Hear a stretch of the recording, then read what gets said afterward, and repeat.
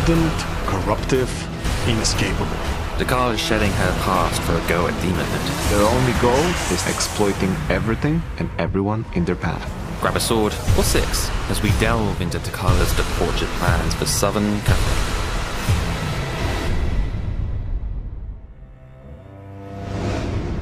The god of excess knows their way around mortal minds like a snake knows the grass. Undulating through desires, Slaanesh can find weakness and exploit it. Temptation, opportunity, denial. Denial will fuel a subject's mind more than any offering could. The best thing about playing as Slaanesh is that you can force denial on just about anyone. I just denied this army from existing. Think I might deny their settlement next. But to be frank, denial is boring. I'd much rather have all-out unfettered indulgence. Go on.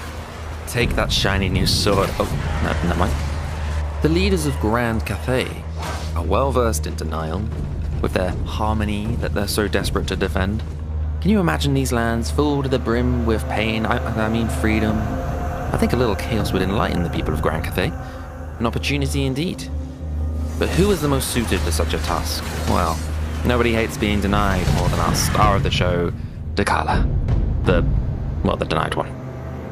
We've discovered a new area with the Cathayan hinterlands, but unfortunately, it's overrun with goblins. So before we can take on Cathay, we really must deal with these loudmouthed fellas first. Dechala is one of Slaanesh's champions that has been cursed to never achieve demonhood, but that doesn't stop her from trying to do so. While not much is known about her origins, we do know that the Tormentors in Dechala strive to exploit everything and everyone in their path.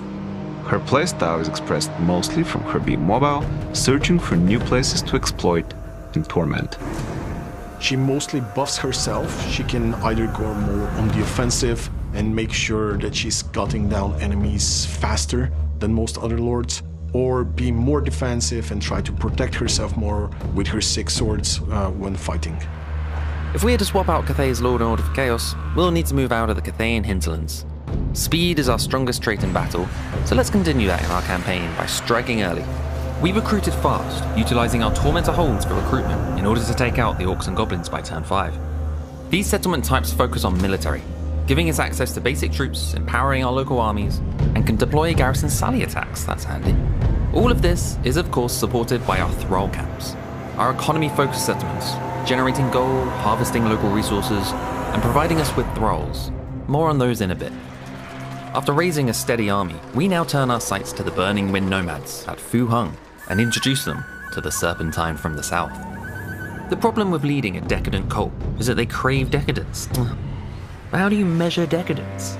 Well, thankfully, we have this handy counter. In order to increase this, we will rely on our pleasure palaces, the capital of our depravity, providing all of the devious activities our faction desires.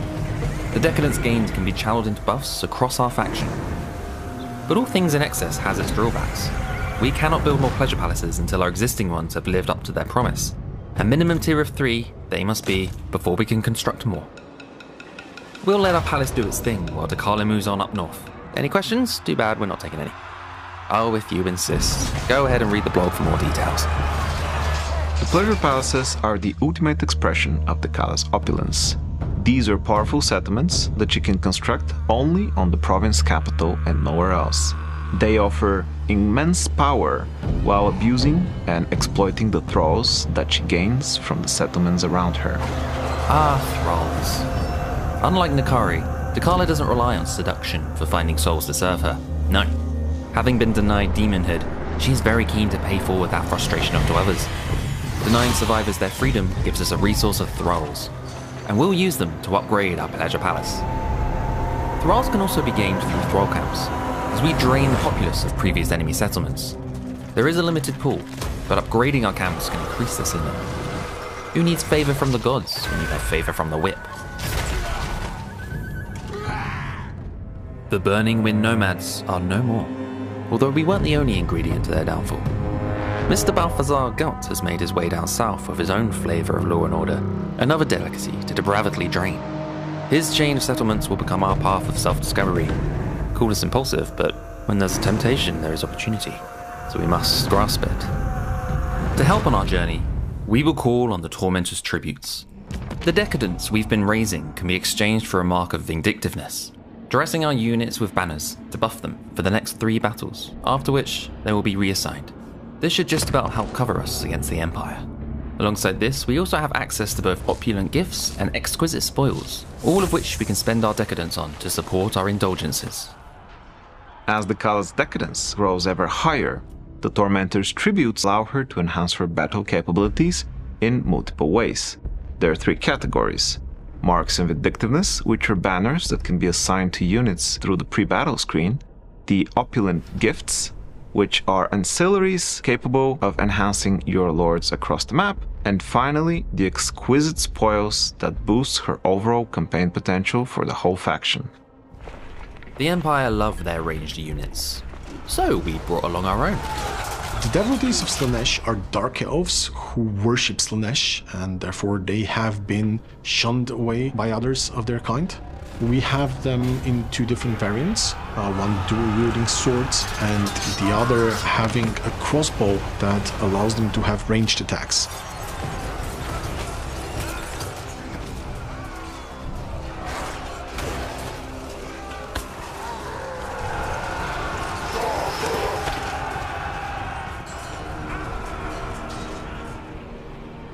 It's turn 25, and we've slithered back into Cathayan territory, warring with the western provinces. Balthasar lives and is hit back at us, reclaiming some of his settlements. We could head back, but I'm so much more drawn to keeping up our decadence and income of thralls. So much temptation all around us. Besides, we still have our other settlements back home and... Oh dear. It looks like a thrall-based economy is not without its limits. With the populace having been depleted, we have no one left to hold our wine. Perhaps this is a chance to learn from our mistakes. Is a thrall workforce really the answer? Yes. Yes it is. We just need to double down.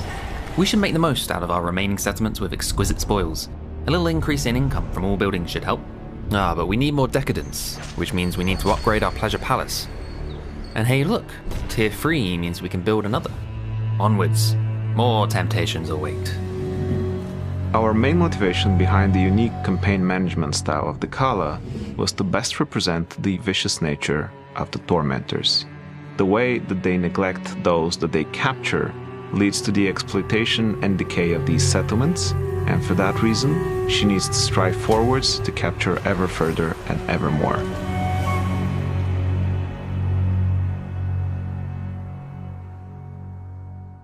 Turn 50.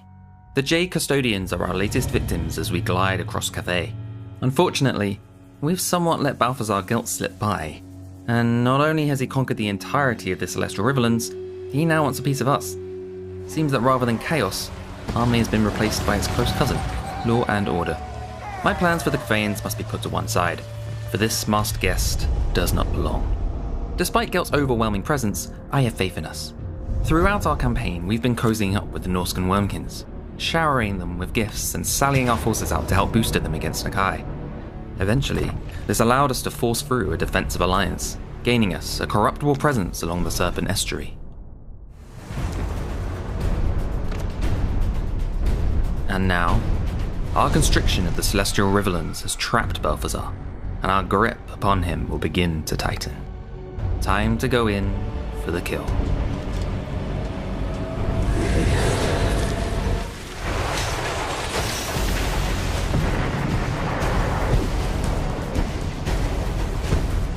We deployed the bulk of our army in the east. Utilizing our speed, we'll take some of our army around, where our battering ram lies in wait. Steercar will lead our slower units into the first gate. Steercar the Swordsveneer is a legendary hero who excels at buffing other Chaos Warriors around him, while he himself is a formidable combatant.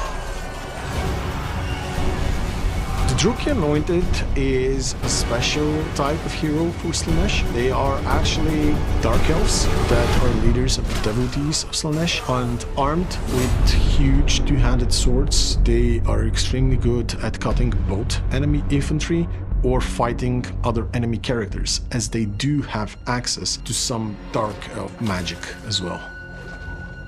As our enemy is distracted in the east, we force our way through the west gate, flooding the rest of our army inside, followed by our trusty Norse scouts. While we send our quickest units around the capture points, Dechala will do what Dechala does best: wipe out the infantry. Let's send her in alongside her champions of Slaanesh. The champions of Slaanesh are an elite monstrous infantry that excels at fighting other infantry. Each one of them wields 4 swords to a great effect, and they can really cut through swarms of enemies if needed.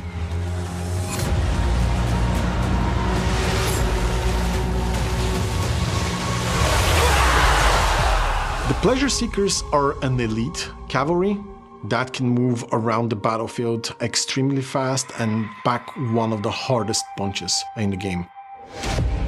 They are vulnerable, so you need to be very careful how you utilize them, but once they plow into enemy lines, they are certain to cause devastation.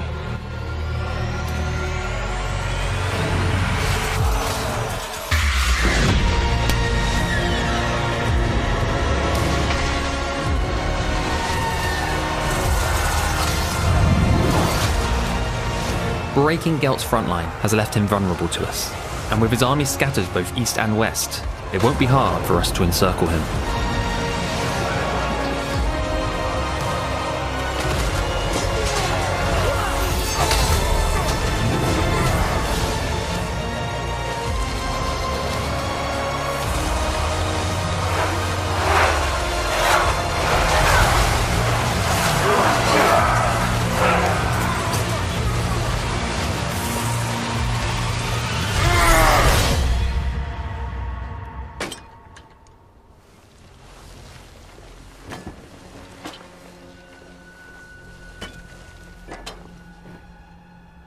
The lands scream with corruption, and yet no reward, no recognition, only more denial.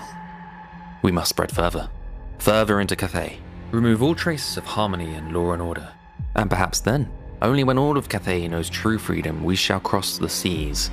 More temptation, more opportunity.